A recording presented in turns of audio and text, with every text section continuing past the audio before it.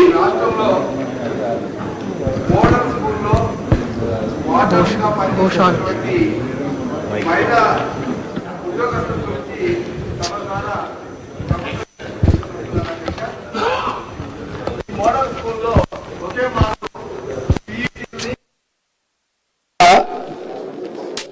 Light అక్కడ అమ్మాయిలకి రక్షణగా ఉండేటటువంటి మహిళా వార్డర్లని కంప్యూటర్ ఆపరేటర్ని ఒకే మారు నియమించారు అధ్యక్ష.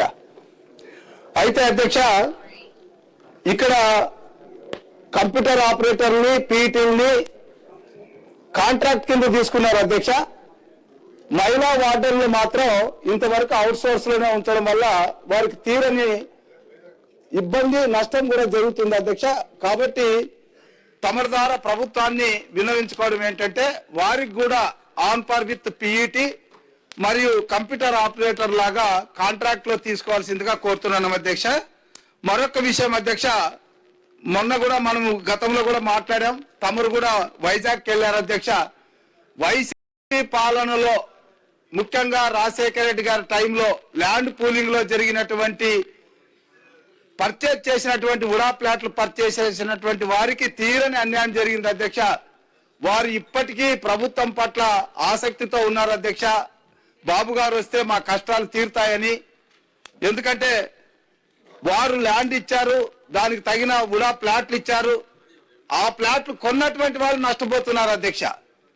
ల్యాండ్ తీసుకున్నప్పుడు వాళ్ళు రైతులుగానే ఉన్నారు, ఉడా వారి పేరున రిజిస్టర్ చేసేటప్పుడు రైతులుగానే ఉన్నారు.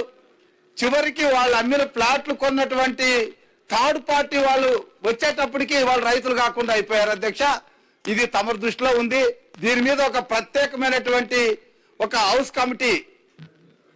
కమిటీ కానీ లేదా ఒక ప్రత్యేకమైనటువంటి కమిటీ కానీ వేసి వీటికి శాశ్వతమైన పరిష్కారం చూపితే తప్ప మన వ్యవస్థల మీద నమ్మకము రోజు రోజుకి సన్నగిలుతుంది అధ్యక్ష. కాబట్టి తమరి ద్వారా ప్రభుత్వాన్ని కోరేది, దీని మీద ఒక ప్రత్యేకమైనటువంటి కమిటీ వేసి దీనికి శాశ్వతమైనటువంటి పరిష్కారం చూపడం ద్వారా మన వ్యవస్థల మీద ప్రజలకు నమ్మకాన్ని కలిగించే విధంగా తమరు డైరెక్షన్ ఇవ్వగలరని కోరుతున్నాను అధ్యక్ష. థ్యాంక్ యూ అధ్యక్ష.